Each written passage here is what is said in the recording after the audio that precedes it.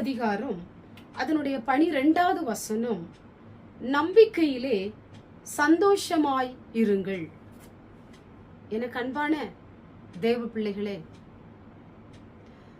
நீங்கள் நம்பினது உங்களுக்கு கிடைக்க வேண்டுமானால், நீங்கள் நினைத்த காரியம் உங்க வாழ்க்கையிலே நடக்க வேண்டுமானால், நீங்க ஆண்டவர் மேல வைத்த நம்பிக்கையில நீங்க சந்தோஷமா இருங்க.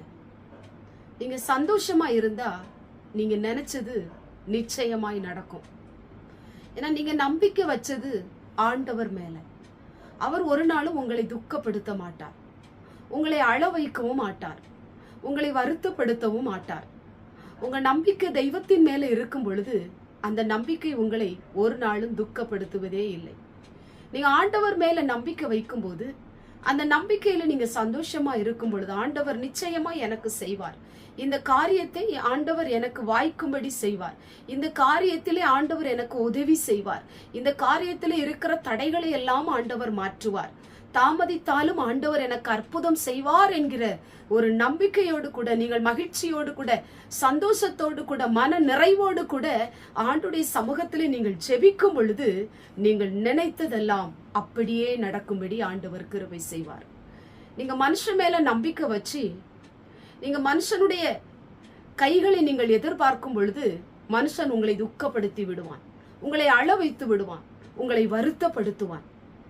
அதனால தான் வேதம் சொல்லப்பட்டிருக்கிறது, நம்பிக்கையிலே சந்தோஷமாயிருங்கள். நம்பினவர் உன்னை ஒருபோதும் கைவிடவே மாட்டார். நீங்கள் நம்பினது தெய்வத்தை, தெய்வம் உங்களுக்கு நிச்சயமாய் செய்து முடிப்பார். அது ஒரு நாளும் கால தாமதம் ஆவதில்லை. எந்தெந்த காரியங்கள் உங்க வாழ்க்கையிலே நடக்க வேண்டும் என்று நீங்கள் எதிர்பார்த்து கொண்டிருக்கிறீர்களோ, நம்பி இருக்கிறீர்களோ, நினைத்திருக்கிறீர்களோ, ஆசைப்பட்டு கொண்டிருக்கிறீர்களோ, அது நடக்கும்படி ஆண்டவர் கிருபை செய்வார். இந்த வசனத்தின்படி உங்க நம்பிக்கையை விட்டு விடாதீங்க. உங்க நம்பிக்கையில உங்க இருதயம் மகிழ்ச்சியா இருக்கட்டும், உங்க நம்பிக்கையில உங்க முகம் சந்தோஷமா இருக்கட்டும்.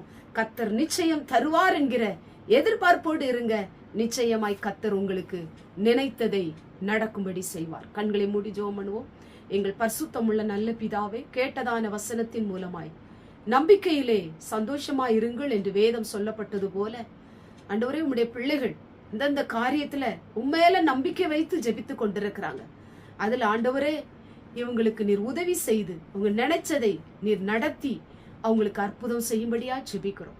இதை பார்த்து கொண்டிருக்கிற ஒவ்வொருவரும் ஆண்டவர் மேல வைத்த நம்பிக்கையில சந்தோஷமா இருக்கட்டும், துக்கப்படாதபடி, வேதனை அடையாதபடி, மகிழ்ச்சியோடு கூட ஆண்டவரை நம்பி இருக்கட்டும்.